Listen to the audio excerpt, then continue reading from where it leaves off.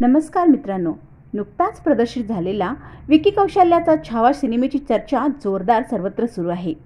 हा सिनेमा प्रदर्शित होऊन एक आठवडा उलटून गेला असला तरी या सिनेमाला प्रेक्षकांचं भरघोस प्रेम मिळत आहे। या सिनेमामध्ये विकी कौशल्याने छत्रपती संभाजी महाराजांची भूमिका साकारली असून अक्षय खन्नाने औरंगजेबाची भूमिका साकारली आहे। त्याचबरोबर औरंगजेबसोबत सतत दिसणाऱ्या डायना पेंटीने जिन्नत उन्निसा बेगमची भूमिका साकारली आहे। पण जिन्नतचं आयुष्य कसं होतं आणि शेवटी तिचं काय झालं आपण आज जाणून घ्यायचं आहे। जिन्नतची भूमिका चित्रपटातून क्रूर दिसली असली तरी तिच्या खऱ्या आयुष्याची कथा अनेकांना माहीत नव्हती। छावामुळे ही ऐतिहासिक व्यक्तिरेखा पुन्हा चर्चेत आली आहे।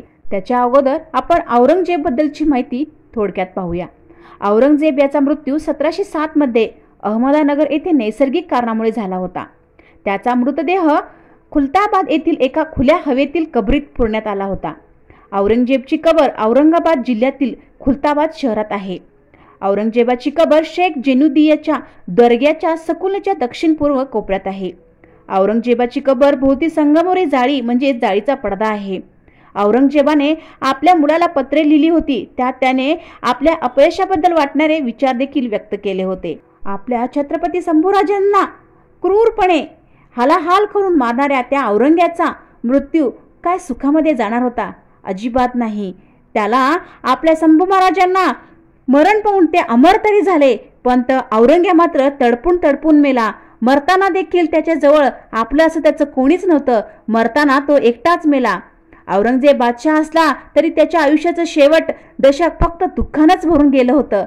एकाकी आणि हतबल अवस्थेकडे त्याची वाटचाल होत गेली होती। इतर बादशाहाच्या तुलनेत दीर्घायुष्य मिळालं असलं तरी तेवढीच जास्त दुःख त्याच्या वाटेला आली। त्याच्या मुलाचा म्हणजेच अकबरचा इराणमध्ये मृत्यू झाला। आवडती सून 1705 साली मृत्युमुखी पडली। मुलगी जिन्नत उन्निसा यांनी आत्महत्या केली। तिची दुसरी बहीण मेहरुनिसा व जावई देखील वारले। मग त्यांचा नातूही वारला। 1707 मध्ये मृत्यू होण्याआधी काही दिवसच त्याचे 2 नातू वारले। असं दुःख, एकटेपण, वैफल्य यांना कंटाळून त्याला देखील मृत्यू पत्करावा लागला। आपल्या राजांचा हालेहाल करणारा तो औरंग्या मरताना खूप तडफडून मेला। जिन्नत उन्निसा ही औरंगजेबाची आवडती कन्या होती। हिचा जन्म 5 ऑक्टोबर 1643 रोजी औरंगाबाद येथे झाला। ती मुघल सम्राट औरंगजेब आणि त्याची मुख्य पत्नी दिलरस बानो बेगम यांची कन्या होती। तिची आई पर्शियन राजघराण्यातील होती, त्यामुळे जिन्नतचा शाही शिक्षणावर भर देण्यात आला। तिच्या वडिलांनी तिला पादशाह बेगम ही प्रतिष्ठपद पदवी देखील दिली होती। जिन्नत उन्निसा शिक्षणात पारंगत होती आणि तिने अविवाहित राहण्याचा निर्णय घेतला। ती आपल्या वडिलांसोबतच कायम राहायची। जिन्नत उन्निसा तिच्या धाकट्या सावत्र भावाला म्हणजेच मुहम्मद खान बख्श याला पाठिंबा देत असे, त्यामुळे तिच्या मोठ्या भावाशी तिचं जास्त पटायचं नाही। ती औरंगजेबच्या मृत्यूपर्यंत त्याच्यासोबतच होती। 1681 पासून औरंगजेबने दख्खनमधील मोहीम सुरू केल्या। त्याच्या कारकिर्दीच्या उत्तरार्धात जिन्नत त्यांच्यासोबत होती। लाल किल्ल्यात तिने अनेक महत्त्वाच्या निर्णयांमध्ये देखील सहभाग घेतला।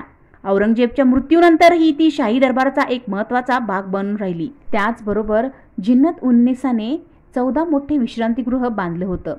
विशेषतः बंगाल ते औध मार्गावर तिने धर्मशाळा उभारल्या।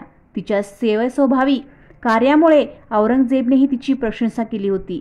1700 मध्ये तिने दिल्लीतील लाल किल्ल्याजवळ जिन्नत उल मशिदीज म्हणजेच भव्य अशी मशीद बांधली। त्याच्या परंपरेनुसार तिने औरंगजेबाकडून हुंड्याची रक्कम मागून ही मशीद बांधली होती। जिन्नत उन्निसा 18 मे 1721 रोजी वयाच्या 70व्या वर्षी दिल्ली येथे त्यांचा मृत्यू झाला। तिच्या मृत्यूनंतरही तिच्या कामाची आठवण दिल्ली टिकून राहिली।